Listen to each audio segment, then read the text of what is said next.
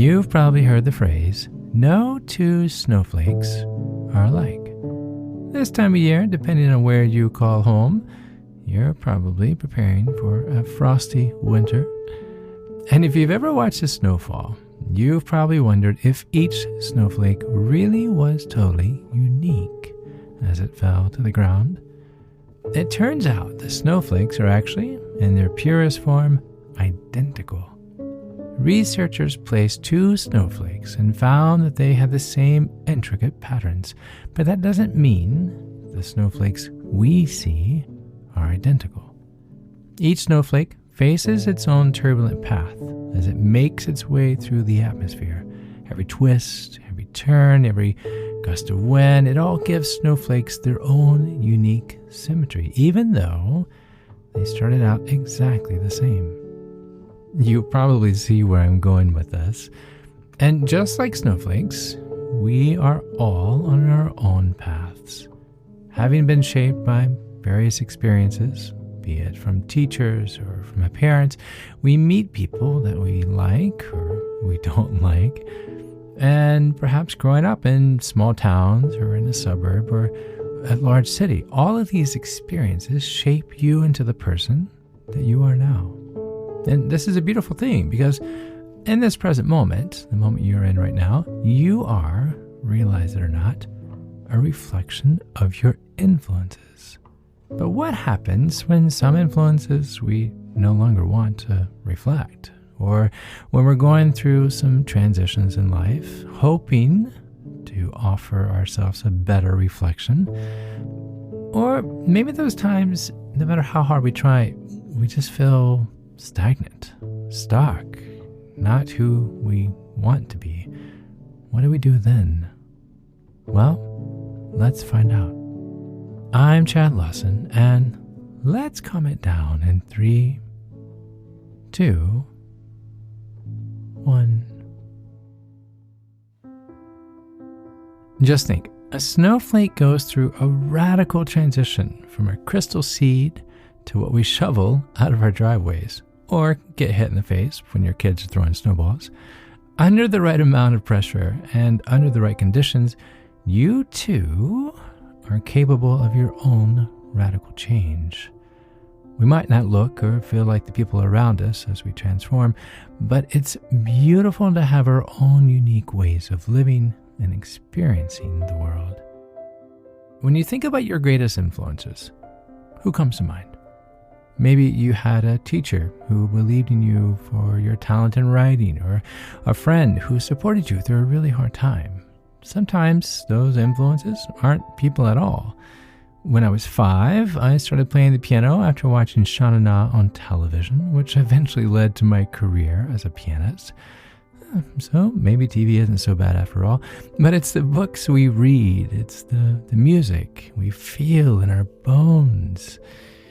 Even taking care of a struggling plant, like I'm trying to take care of this bonsai on my desk. These things can be deeply influential.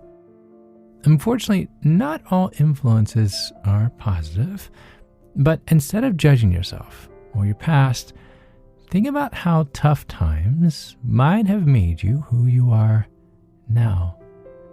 Sometimes it's the most difficult experiences that teach us the most about ourselves. The old adage comes to mind, would you rather be delivered or developed? Chew on that one for a little bit. Would you rather be delivered or developed? One of the best ways to remind yourself of this is to think, how would I be different without the influences that I've had in my life, good or bad?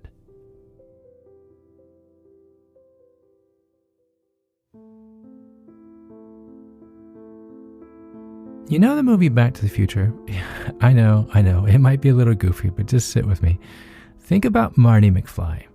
His life wasn't going so great. His parents were in a bad place, and he was worried about ending up just like them.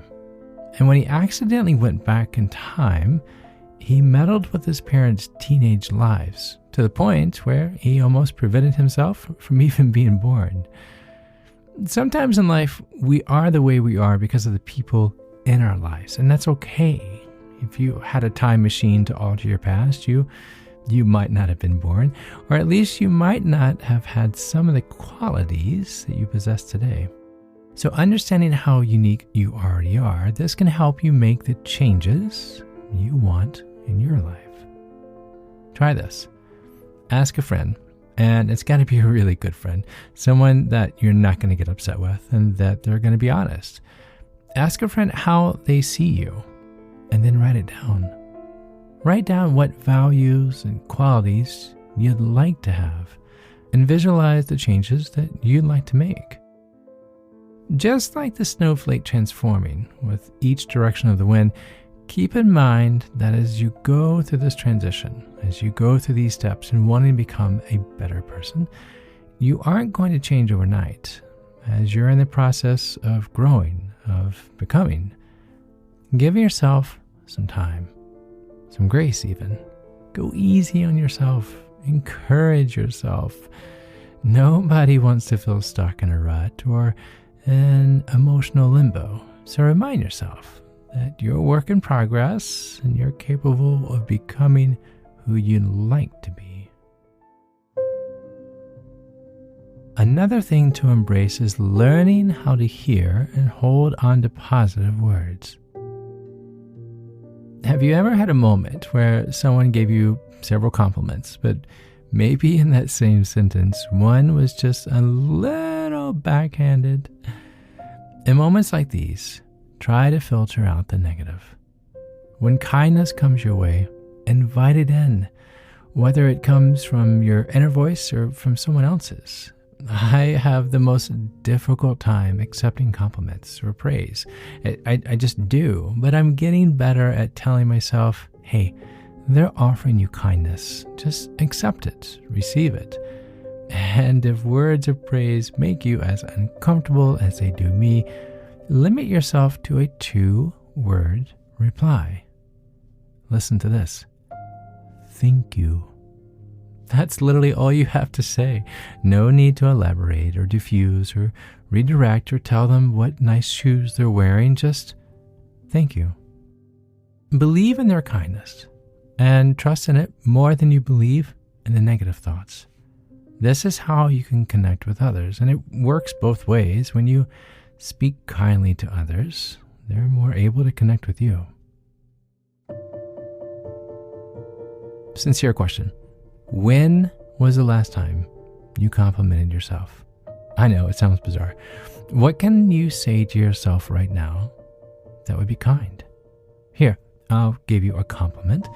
You are doing an amazing job at wanting to better yourself just by listening to this podcast. Had you not said to yourself, hey, I want to be in a better place emotionally or physically or even spiritually, you would have never started to begin listening to this. So smile as I say, thank you for listening to this podcast. And that while the step may seem insignificant that you've taken, it's a step that you took in making a better you. Do you see how easy that was? So again, when was the last time you complimented yourself? So if I may ask you to repeat after me, really, I know it's silly, just try it. Yay, me. That was fun. How do you not smile at even just saying that to yourself? Because it even seems silly. But I might start saying that more often because, geez, that felt really good. All right, one more time. Yay, me. You're trying. You're doing one step at a time, and sometimes it doesn't feel like it, and sometimes you feel silly, and sometimes you feel like you haven't moved an inch. But a week from now, a month from now, a year from now, you'll turn around and you'll say, oh my gosh, I see the growth. I didn't see it at the time, but I see the growth. Planning for the future and setting goals can be an overwhelming task, but it's okay to let yourself be stagnant for a little while. Winter has its purpose. As spring eventually comes, a new growth begins, but it's taking those steps, those tiny little celebrations, those tiny little yay me's that are going to hold your hand until spring comes. Sometimes all it takes to prepare yourself for a season of spring is to ask what or where you see yourself.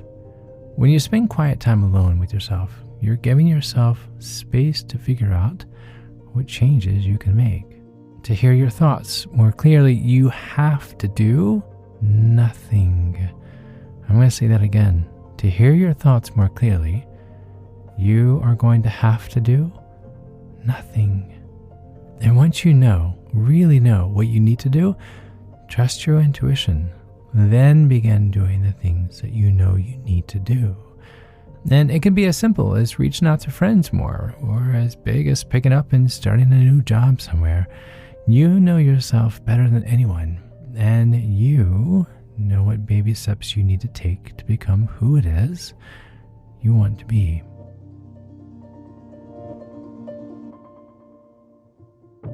Just like how snowflakes are carved through wind and turbulence and turn into uniquely patterned ice, you too are complex and unique. You have gifts that are entirely your own. You have a view of the world that is yours to hold on to. Even if there are things about yourself that you don't like, they're yours to toss out, to improve or just work through.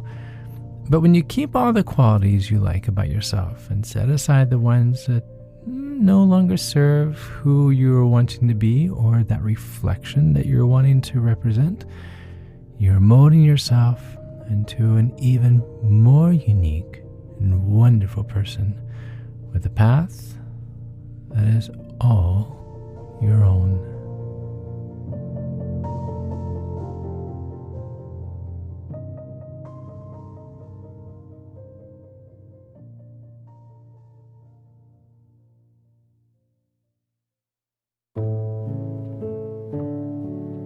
To find more episodes of Calm It Down, hear the musical playlist from today's episode, or simply wanting to know where to send chocolate chip cookies, visit calmitdownpodcast.com. You'll even find additional resources for emotional support, including our online community and our Facebook page. You're not alone. You are not alone. This podcast was written and produced by yours truly, Chad Lawson, composer, pianist, and nationally recognized Sweet Tooth. And now something my attorney wants me to say. The views, expressions, and techniques in this episode are of my personal opinion and is not intended to, nor should they serve as a substitute for medical advice or diagnosis rendered to you by your individual doctor or other healthcare provider. Only a licensed physician should evaluate your situation, provide a diagnosis, or render other medical advice to you, and you should only act upon the advice of such physician. Now, what I'd like to say. I am an extreme empath by nature, but my profession is that of a composer and pianist, not a licensed therapist or physician. I hear from thousands of listeners how my music has helped them through various stages of emotional needs, and I simply want to offer this and future podcasts in aiding those needs. To find a list of licensed professionals in your area, please visit calmitdownpodcast.com. And finally, if you've enjoyed today's episode, please leave a review. While it takes less than 60 seconds to do, its impact will last for years to come, as every little bit helps in growing the awareness and the importance of emotional health. I'm Chad Lawson, and until next time, be kind to your mind, and join me next week as we calm it down.